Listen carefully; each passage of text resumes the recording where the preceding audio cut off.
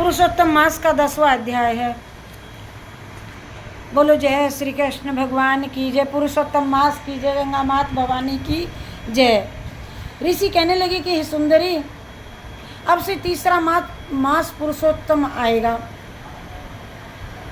उसमें स्नान करने से मनुष्य दोषों से छूट जाता है और इसके तुल्य कार्तिक आदि कोई भी मास नहीं है। सब मास तथा पक्ष और भी जो पर्व हैं पुरुषोत्तम मास की 16वीं कला के बराबर भी नहीं है। 12,000 वर्ष गंगा में स्नान करने से जो फल मिलता है वह सिंह की बृहस्पति, गोदावरी गंगा में स्नान करने से जो फल मिलता है वही फल कहीं भी पुरुषोत्तम मास में एक बार स्नान करने से प्राप्त हो जाता है।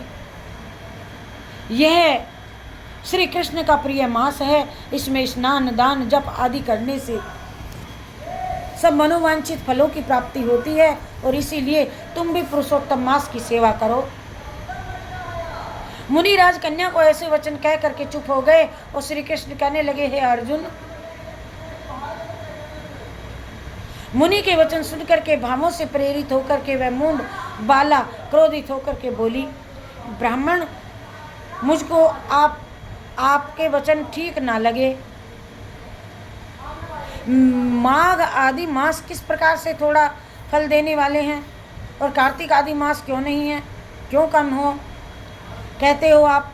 क्या सेवा किया हुआ वैशाख मास इच्छित फल नहीं देता?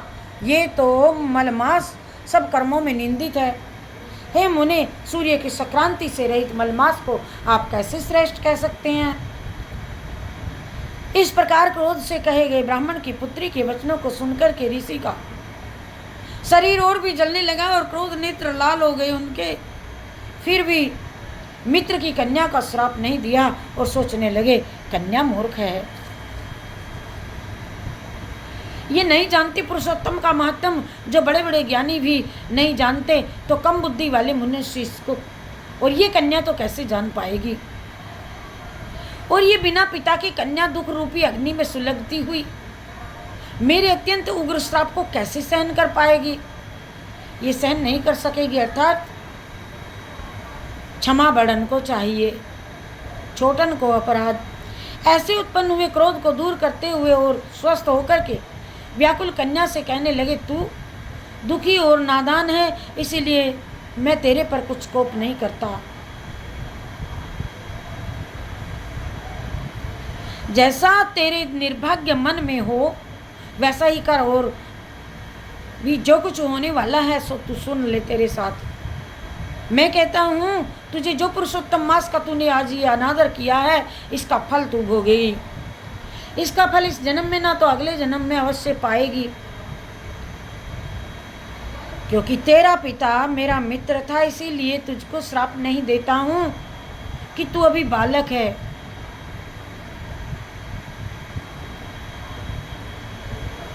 और अपने शुभ तथा अशुभ को तू जानती नहीं है, पहचानती नहीं है। तेरा कल्याण हो, मैं तो नारायण ही कहूँगा, सेवा ही कहूँगा, तुझे भली ही कहूँगा। और श्री कृष्ण कहने लगे कि ऐसा कह करके वे महाक्रोधी तपस्वी मुनि झटपट चले गए और उसी क्षण उस कन्या पुरुषोत्तम के प्रभाव से कांतिहीन हो गई वे तो कन्या।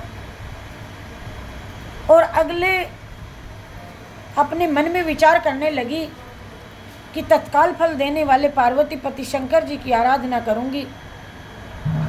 ऐसा निश्चय करके अपने आश्रम में जाकर के वह कठिन तप करने लगी और इच्छा करने लगी। सूत जी कहने लगे, ये बाला प्रबल मुनि के वचनों को निंदित कर तथा बहुत फल देने वाले विष्णु और सावित्री पति ब्रह्मा को छोड़ करके अपने वन आश्रम में केवल शंकर भगवान की सेवा करने लगी।